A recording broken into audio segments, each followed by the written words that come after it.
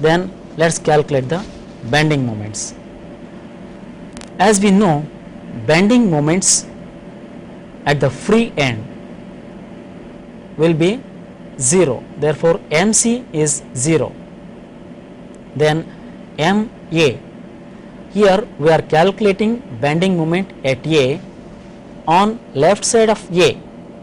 Here also we can calculate bending moment at any section either towards right side or towards left side. Here bending moment at A we are calculating on left side of A.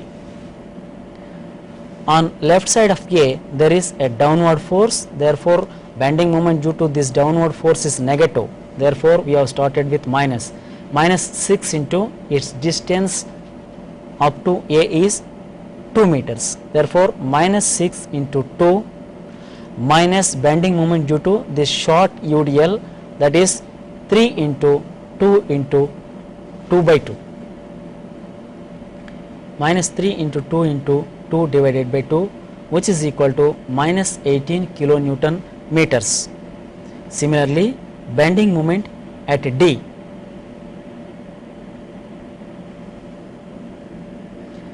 Here we are calculating bending moment on left side of section D.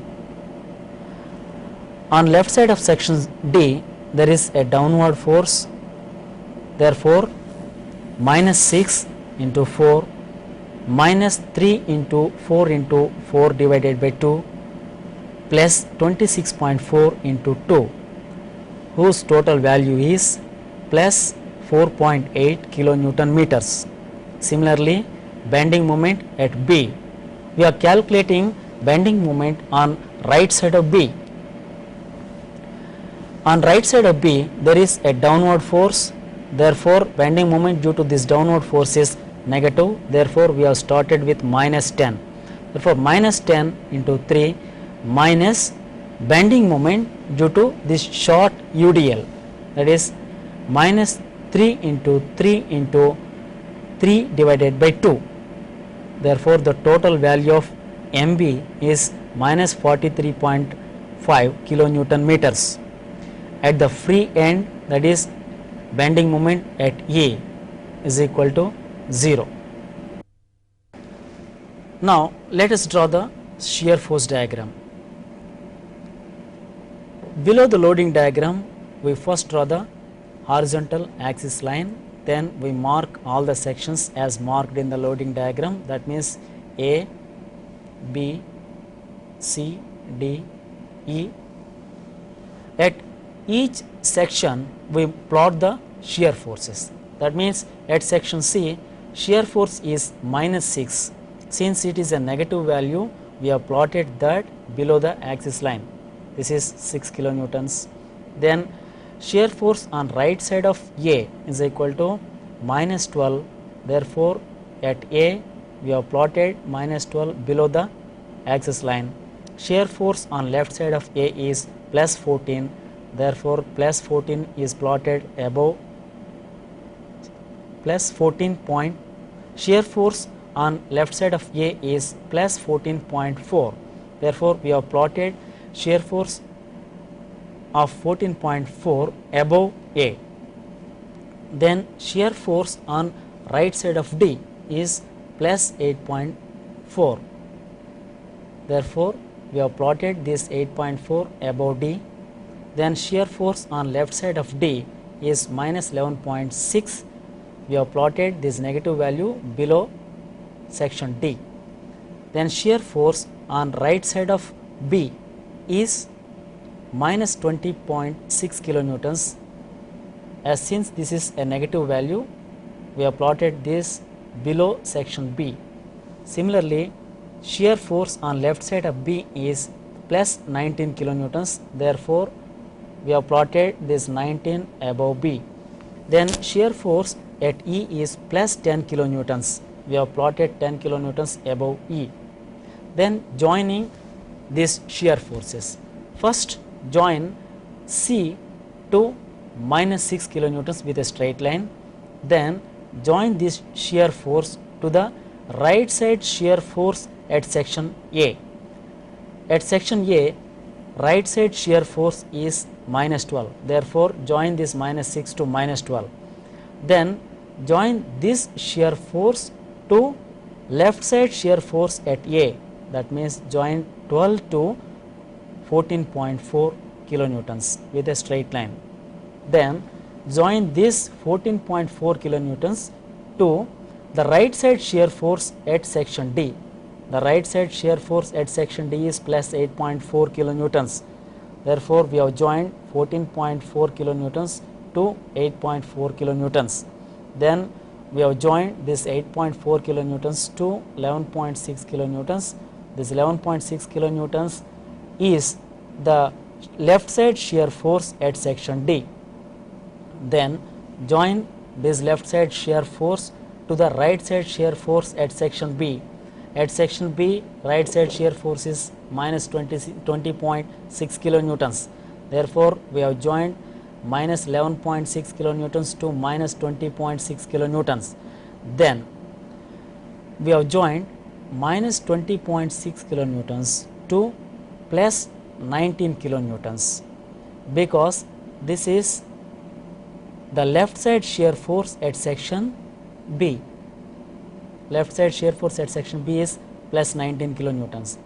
Then we have joined this 19 kilonewtons to the end force, that is plus 10 kilonewtons. Then we have joined this 10 kilonewtons force to point E with a straight line.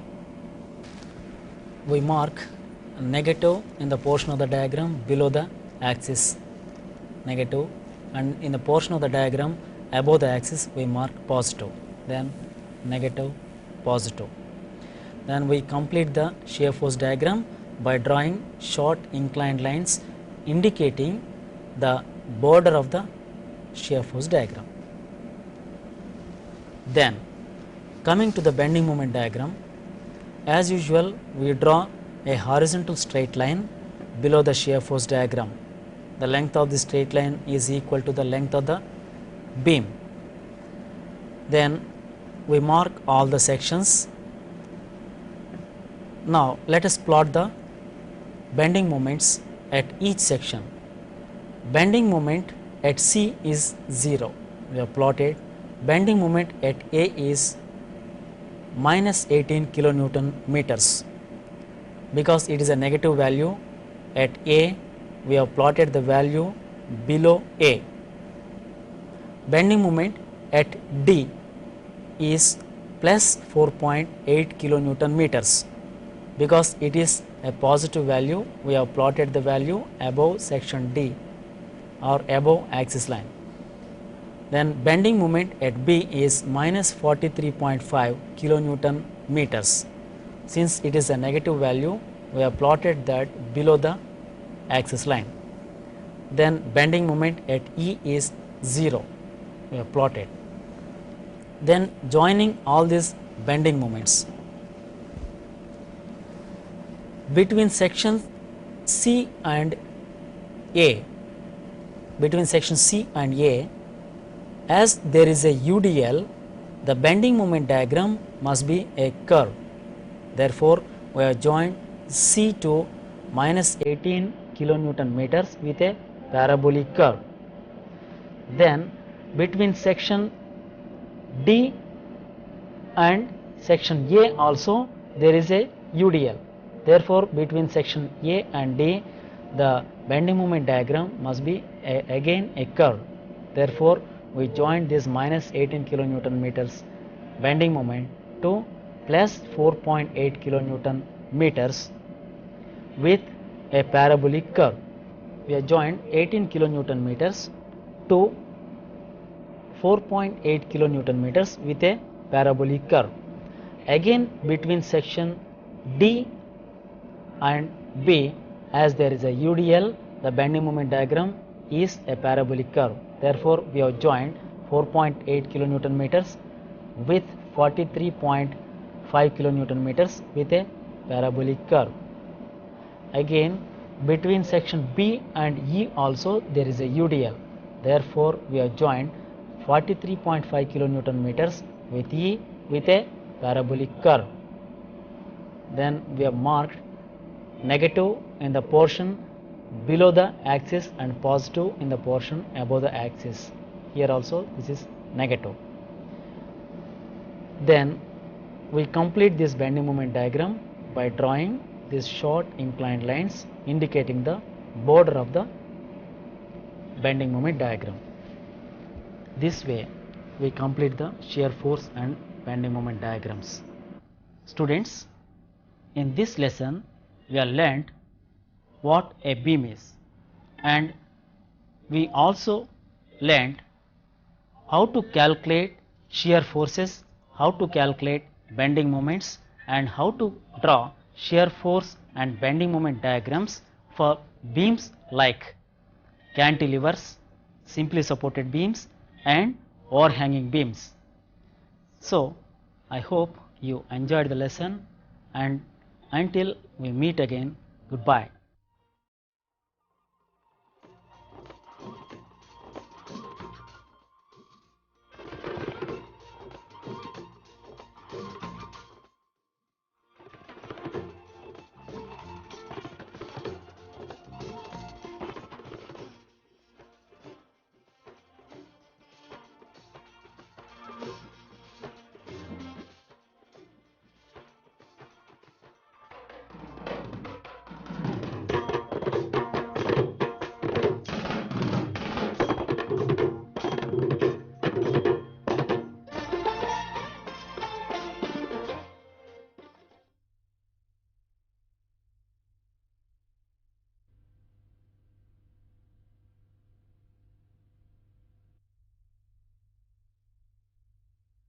Dear students, today we will discuss theory of simple bending.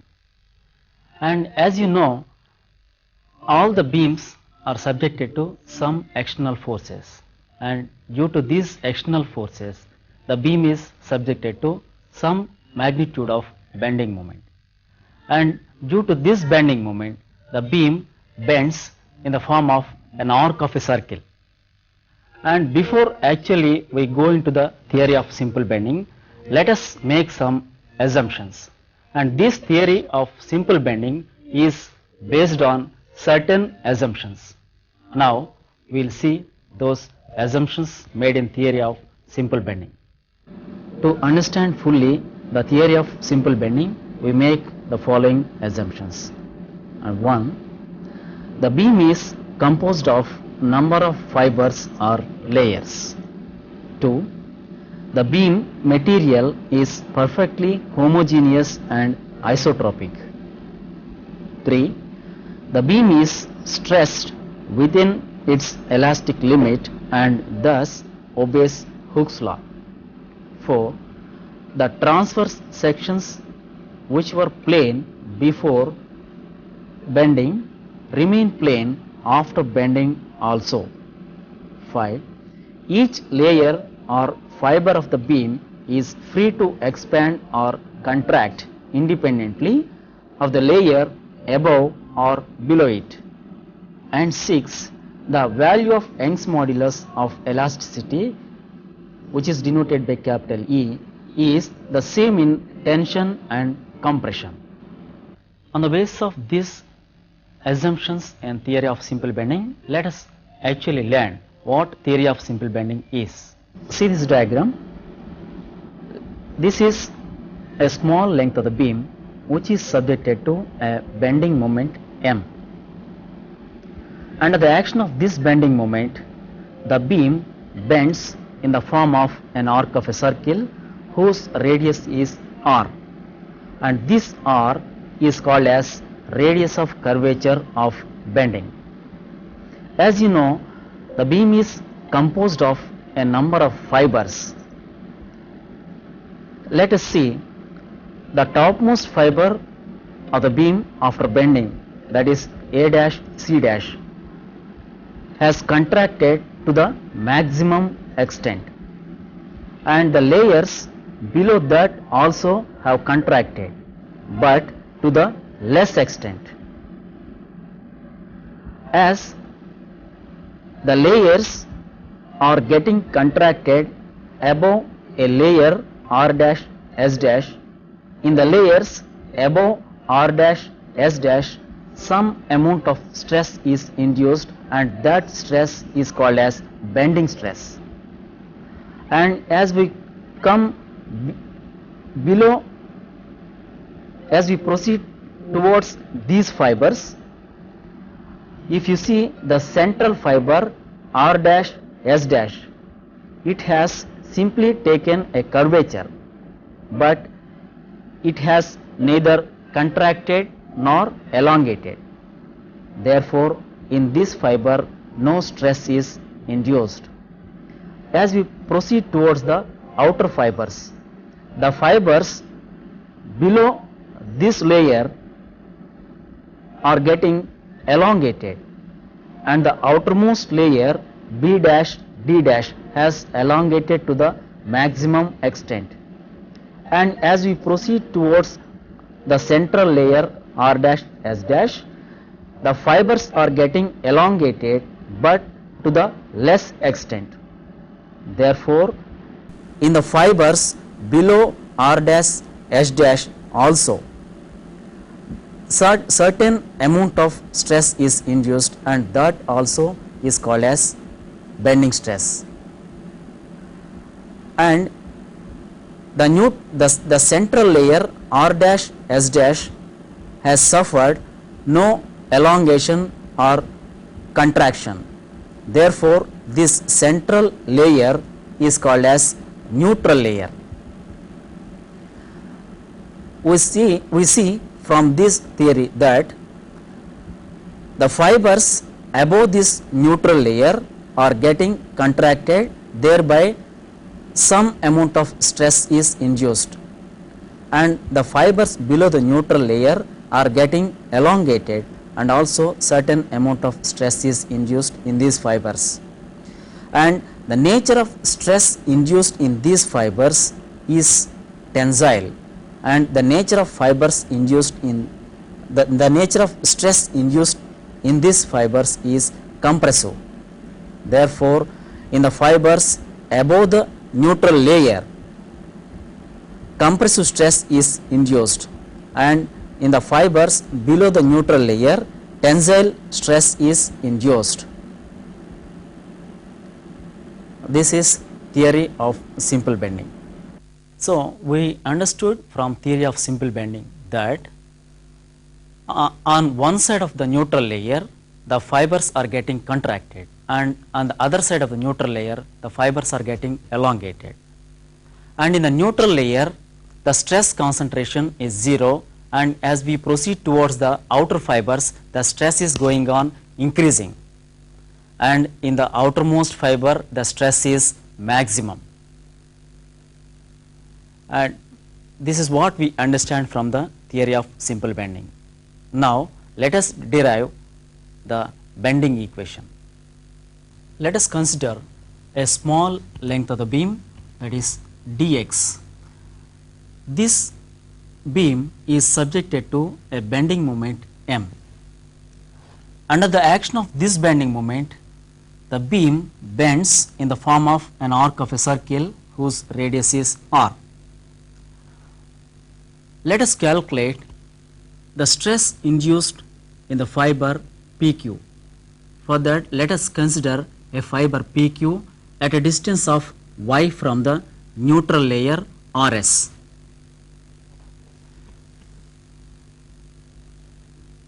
PQ is the original length of the layer, and after bending P dash Q dash is the final length of the layer.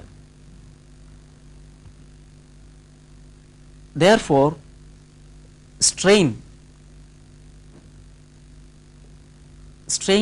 induced in the fiber PQ E is equal to change in length by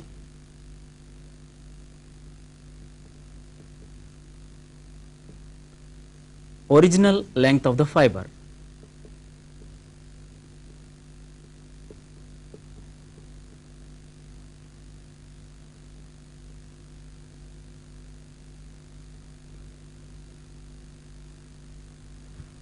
Change in length of the fiber is equal to PQ minus P dash Q dash divided by original length of the fiber is PQ. This can be written as 1 minus P dash Q dash divided by PQ. This is the strain induced in the fiber PQ. Let us call this as equation number 1. Now let us consider this diagram. In this there are two sectors O P dash Q dash and O R dash S dash. These two sectors are similar sectors. The sectors O P dash Q dash and O R dash S dash. These two are similar sectors. From these two sectors we can write P dash Q dash divided by R dash S dash is equal to R minus Y divided by R. This R minus Y is the radius of curvature of this P dash Q dash, and this can be written as 1 minus Y by R. From the previous equation, that is from equation number 1, we understand that strain is equal to 1 minus P dash Q dash divided by PQ.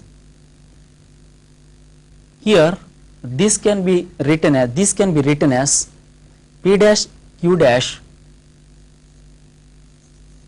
divided by, in place of R dash S dash, see, since R dash S dash has neither elongated nor contracted, R dash S dash is equal to RS, which is equal to PQ. Therefore, in place of R dash S dash we can write PQ. And from equation number 1 we know that strain induced in the fiber equal to 1 minus P dash Q dash divided by PQ, and we substitute the value of P dash Q dash divided by PQ in this strain equation, that is 1 minus Y by R. This is equal to strain induced in the fiber PQ, and this can be written as 1 minus 1 plus Y by R. 1 and 1 gets cancelled each other. Therefore, strain induced in the fiber can be written as Y by R. We know very well that stress by strain is equal to Young's modulus E. That means F by E is equal to Young's modulus. Therefore, stress is equal to strain into Young's modulus. Using this relation, we can calculate the stress induced in the fiber PQ. We know strain is equal to Y by R. Strain induced in the fiber PQ is equal to Y by R. Therefore, stress induced in the fiber PQ is equal to strain into Young's modulus, which is equal to Y by R into Young's modulus, and this can be written as F by Y is equal to E by R. This is a part of the bending equation. Now let us see moment of resistance offered by the beam. As we know, on one side of the neutral layer compressive stresses are induced, and on the other side tensile stresses are induced. This forms a couple inside the beam, and the moment of this couple resists the external bending moment which is applied by the external forces, and the moment of this couple is called as the moment of resistance. Now, let us derive moment of resistance.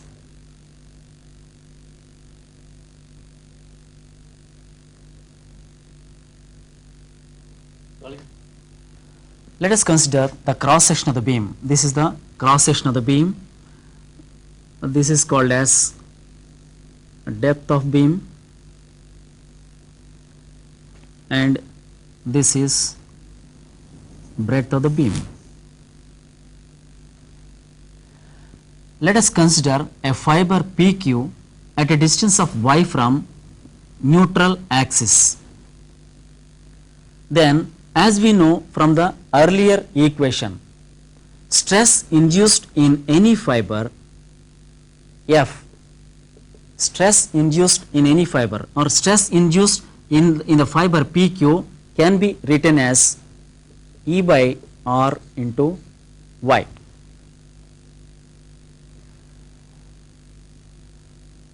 We know the force of resistance offered by the fiber PQ is equal to stress into area of the fiber. Let dA is area of the fiber PQ. We know force of resistance now. Force of resistance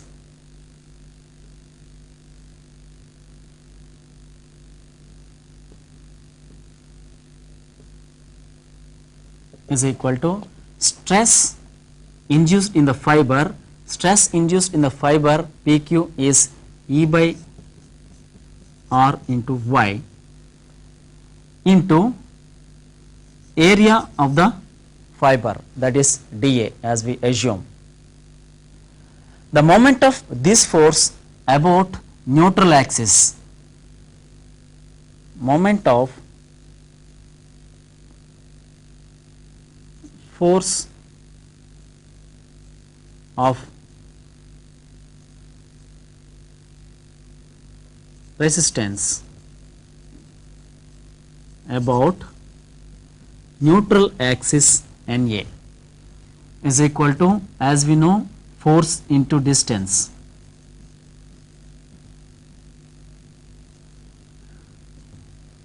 Here force of resistance offered by the layer PQ is equal to E by R into Y into dA into distance, means distance of the fiber from the neutral axis, that is Y, and this can be written as E by R dA into Y square. This is a small moment of resistance offered by the fiber PQ. To determine the total moment of resistance offered by the whole cross section, we can either integrate this equation or we can use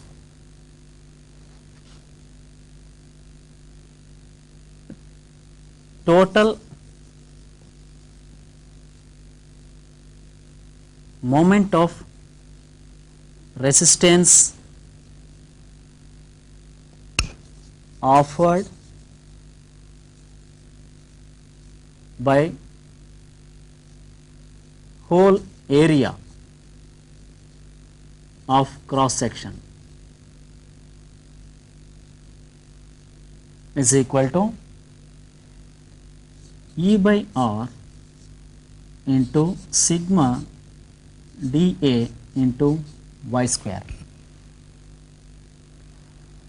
We know this term dA into y square is dA is the area of the strip and y is the distance of the strip from neutral axis. This dA into y square is nothing but moment of inertia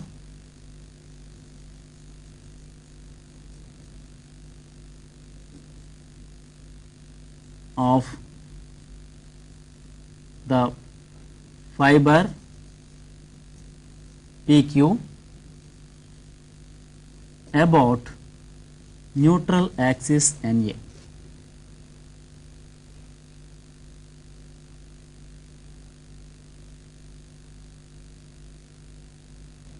Sigma dA into y square is therefore moment of inertia of whole sectional area about neutral axis, which is denoted by capital I.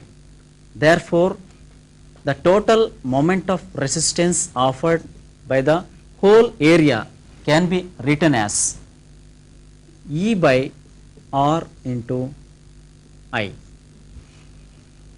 and this can again be written as M by I is equal to E by R. And previously we got a relation F by Y is equal to E by R, and combining these two relations, we will get the bending equation, that is M by I is equal to F by Y is equal to E by R. This equation is called as bending equation.